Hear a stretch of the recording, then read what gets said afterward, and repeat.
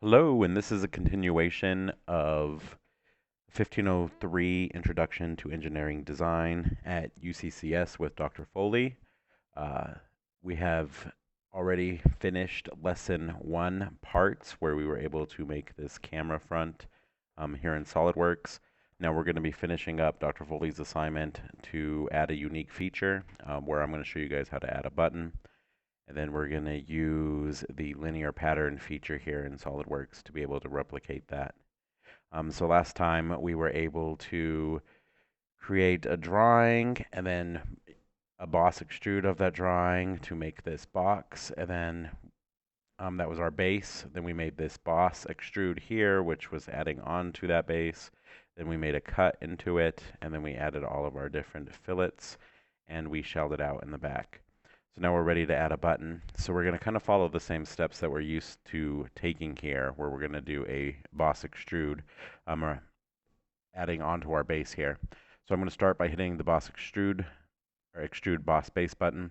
Then I have to tell it where I want to add the button. You can literally pick any face at this point, wherever you want to add any type of feature. And I know I keep saying button, but really what we're going to do is we're just going to add an extrude on here to where it has the appearance of a button. But really, if we were to print this or something, it's just going to be a piece of hard plastic sticking out, like another protrusion or extrusion, as SolidWorks calls it. So the first thing we got to do, I hit that button. So now I want to pick a surface that I want to add it to. So I'm just going to pick the top of my camera here. And now I want to make, like I said, a type of fake button. So I'm going to do so by picking my circle button. Again, I can always hit to the right of any of these buttons that have this little arrow to see the different types of circle and buttons, or the different ways you could draw circles in this particular situation, just like the different way you could draw lines here. But we're going to just go for the regular circle, and I'm just going to draw it somewhere on the top of my surface here that it oriented me with. Again, it doesn't really matter where you draw it, because once we dimension it and make sketch relations, that's how SolidWorks is actually going to orient it in the 3D space. So I draw a circle of arbitrary size. So I'm done drawing now, so I can go ahead and hit the check mark or escape on my keyboard. Then I'm going to use my Smart Dimension tool up here, and then I click on the perimeter of my circle to be able to make that whatever value I would like, but it's important just to make sure that we dimension it with something. You could even leave it exactly the dimensions that you drew it as, but we just want to make sure that SolidWorks understands what it's defined to be. Then we also have to define where it is in this plane. So we already picked this surface, so it knows where it's going to be as far as in and out of the screen. But we have to designate where it is on this XY axis as we're looking at it. So I'm going to pick the back of the camera here, because I'm going to make a relation between the back of the camera and the center of my circle here. And I'm going to make that some dimension, I think 22.5 millimeters or something like that was what I ended up doing it before. So again, this doesn't matter as much as the fact that you just need to dimension it with something so that SolidWorks understands where this is in 3D space. So same thing I have to do. That was 1 degree of freedom in my plane that I'm in, so I need to do the other. So it's going to go to this direction. And I'm going to put that somewhere, and I'm just going to make that, let's say 15 from the looks of it. So now my drawing on my surface here went black, which means that it's fully defined. So I'm done dimensioning. I'm going to hit my check mark here to get out of my dimension tool. Then I'm done with my sketch, so I'm going to hit exit sketch. And if I did everything right, because I started off by hitting that extrude button, it automatically goes into the extrude tool for me. And just like before, I could either enter a value here to change the height of it, or I can actually grab this little arrow that's in the image here, and you can use that to adjust the height of your extrusion as well. And you can see there in the green numbers, there's 5, and it updates it here on the left as well. So I'm going to let that be 5, so I hit check mark. Now I'm going to use one of my fancy buttons up here just to change my orientation back so I can look at my camera front. When I click over here onto the left gray area, it's just making it where I'm not selecting anything. If I pick anything on my design tree over here to the left, it actually highlights it for me. And then if I left click over here in the gray area, it unselects it for me. So I can look at that boss extrude that I just added, and it shows me all the dimensions on there. So again, I'm going to click in my gray space to get off of it, but I want to right click on my Boss Extrude 3 here. And then I get my little pictures here, but I'm going to go to this picture right here that's called Appearances. And when I click on that one, it wants me to left click on Boss Extrude 3 again. And when I do, it's going to give me the ability to actually change the color of just that particular feature or that extrude. I'm going to go ahead and just make it red so we can see it nice and easy, or an orange color there. So that's how you could actually go on here and you can change the colors of particular features if you wanted to. Just to customize your camera a little bit more. So, and same thing with the fillets and everything. So you could actually go through and change your colors, just like right-clicking on the part, and you can go to Materials and Edit Material.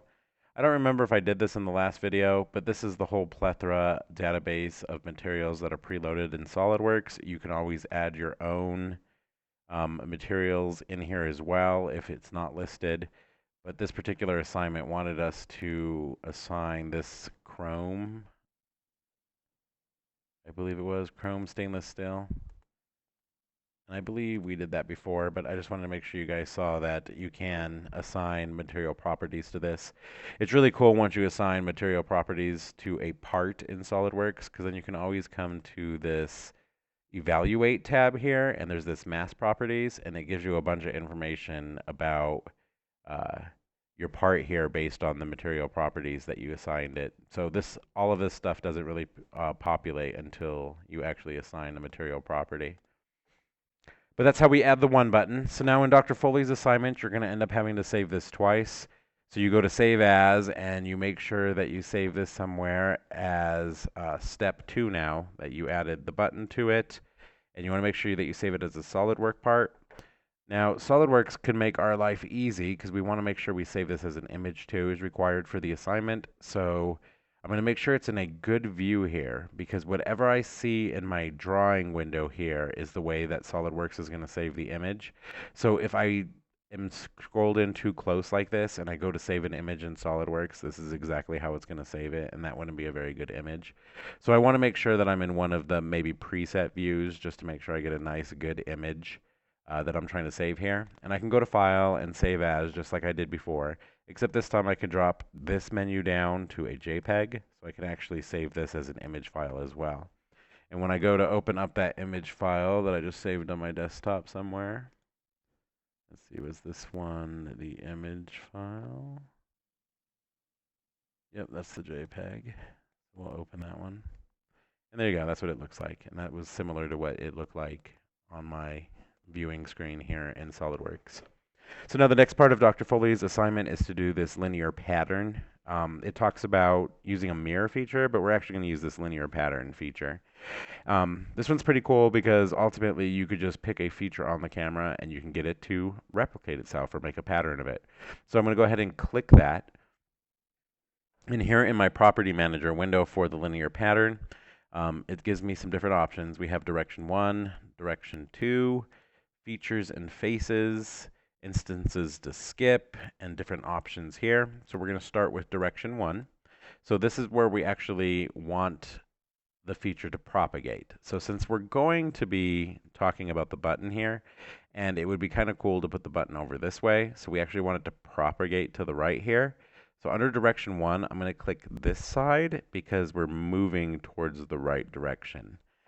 And then it automatically moves me into the Direction 2 field where we could actually make it like propagate and because this would be like in the X direction. We could actually make it move in the Y direction as well. But we're going to skip that for now because I just want the button to move in one direction that way. So I just minimize the little Direction 2 area here so I don't accidentally click on anything. But now right here, I want to click on this little box right here to turn it blue. So that way I could start populating the features and faces that I want to make a linear pattern of. And then this is where I want to come and click on my button now. So once I click on it, Boss Extrude 3 shows up here, and I can see my preview immediately show up. I already have full preview selected on my options of SolidWorks here, but that's something that you'll probably want to do to make sure that you can actually see it in your design window here so that you can see what you're doing. So now back under direction 1 is where this is actually propagating on my image here. So this is the number of instances. So if I wanted more than one button to show up, I could change it to 3 or 4 if it lets me.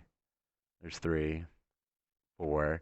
And they're all on top of each other right now, so we actually have to space them out a little bit more if we actually wanted to put this many buttons. So let's try 15 millimeters.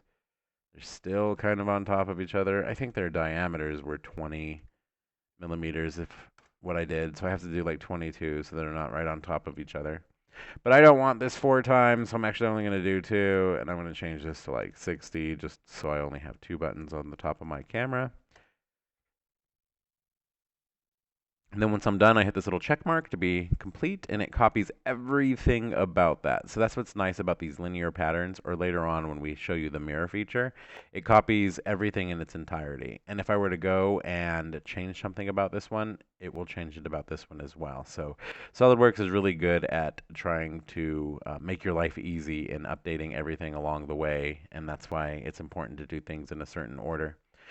So this will complete Dr. Foley's assignment. I just need to come up here and save this twice now. So I go to File, Save As. He wants this saved as Step 3 this time. And you save this one twice as well, not only as the part file, but go ahead and save it as an image file as well. And that should be everything you need to complete this assignment.